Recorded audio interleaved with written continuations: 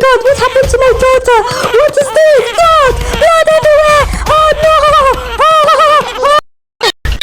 Amaka, a young wife and mother, living in a modest apartment with her husband Chike and their little daughter Ada.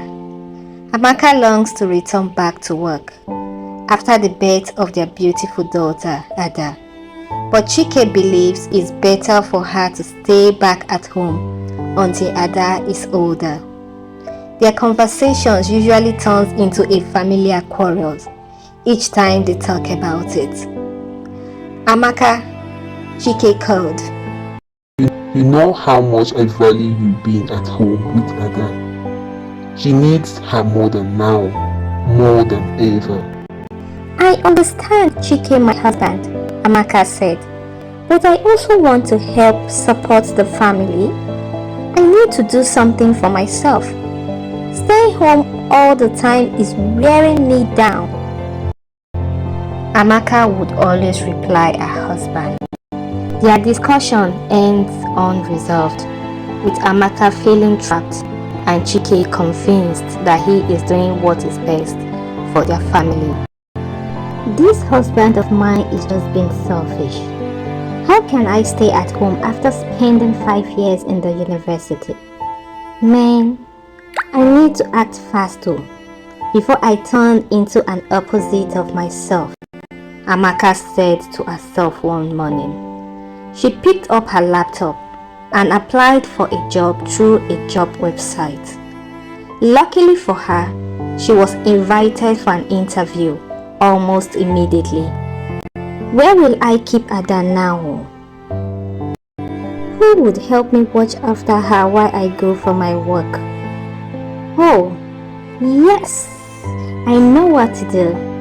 I will beg Mama Ngozi to help me watch over her. I'm doing this for everybody's good. Yes, let me go and see Mama Ngozi. She is always at home, and she is an elderly woman. She should be able to look after Ada for me. I will beg her so well that she wouldn't be able to resist, Amaka said in excitement. On a Monday morning, Amaka was supposed to resume for a new job in a small accounting firm, despite her husband's wishes and warning. Amaka got up, prepared herself for work, without telling her husband Chike. Immediately Chike left for work, she quickly took Ada to a neighbor, an elderly woman known as Mama Ngozi. Mama Ngozi was so happy to receive Ada. She was so happy to help Amaka as well. She would watch over Ada until Amaka is back from work. Amaka carefully times her return, ensuring that she is back before Chike gets home. Each morning, as she goes to work, she says to herself, I will make this work. I am doing this for the betterment of all. For our future, for my future, and for the future of my daughter too. The first and the second month passed without any issue. But one morning, Mama Ngozi informs Amaka that she is moving away to live with her daughter in another town. Amaka, my daughter, I have enjoyed watching Ada, but my daughter wants me to come live with her. I am leaving tomorrow, Mama Ngozi said. Amaka was so anxious. What will I do now? Who will watch over Ada for me? Don't worry. A new tenant will be moving into my flat. Perhaps you can find another solution, Mama Ngozi told her to cheer her up. Soon, a new neighbor, Musa, moves into the apartment. Musa is a quiet bachelor who mostly keeps to himself. Needing to keep her job, Amaka nervously approaches Musa. She noticed he is always at home. So she gathers the courage to ask him for help. Musa, I know we don't know each other well, but I am in a difficult situation right now. Could you help watch over my daughter for a few hours while I am at work? I promise I will be back quickly, Amaka asked Musa. Musa hesitated, but eventually agrees. Oh, thank you so much, Mr. Musa. Thank you for your kind gesture. Thank you so much. Amaka was so excited. She gratefully handles her little Ada over to Musa and rushes to work. This continues for a week. Musa kept watching over Ada until one fateful day. Ada pulled and Musa tried to clean her up. As Musa was about to change her, a dark and unsettling thought began to fill his mind. His past, marked by sinful choices, started to resurface. Despite his efforts to resist, the internal struggle overwhelms him and he forced himself into the innocent child. In his guilt and panic, Musa flew, leaving Ada unattended and injured. Later that afternoon, Amaka returns home, expecting to find her daughter safe.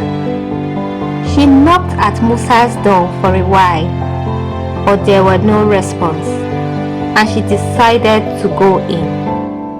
She couldn't find Musa in the living room as usual, and heard Ada crying from the inner room. She rushes into Musa's bedroom to see Ada lying helpless and in great pain. Her clothes were stained with lots of blood. Jesus, what happens to my daughter? Where will I go from here now? Who will help me now? Who will help me now? She was so horrified and scared. She cried out loud for help. The neighbors gathered and Ada was rushed to the hospital. Oh no, this can't be happening. I am so sorry, Ada, my daughter. I shouldn't have left you. I should have never left you. Amaka screamed at the hospital. She kept on crying and crying and crying till Chike came over. At the hospital, the doctors informed Chike and Amaka that Ada had suffered severe injuries. Her injuries are extensive. We will do our best, but there will be lasting consequences, the doctor said. Chike was so devastated. He confronted Amaka in the hospital waiting room. I told you not to walk, Amaka. If you had listened to me, this would never have happened, Chike said. Amaka was so overcome with guilt, unable to bear the weight of the tragedy. Chike demands that Amaka leave his house and separates her from their daughter. You are not a good mother. You are such a selfish woman. You are so much after your selfish interest. From today, you cease to be my wife. Please, leave my house right now, Chike said to Amaka. Forced to move back in with her parents, Amaka was left shattered by the events. She had lost her family, her job, and the respect of her husband. Her dream of becoming a career woman, all gone, and she lives with the weight of her loss. I only wanted to help, but now I have lost everything, Amaka said to herself in agony each day. Mr. Musa, after fleeing the city, is eventually caught by the authorities. His past crimes caught up with him and he is sentenced to life in prison. Amaka remains disconnected from her daughter, who now lives with her grandmother. Though time has passed, the sorrow never truly leaves her. The once ambitious woman is now left to reflect on what might have been.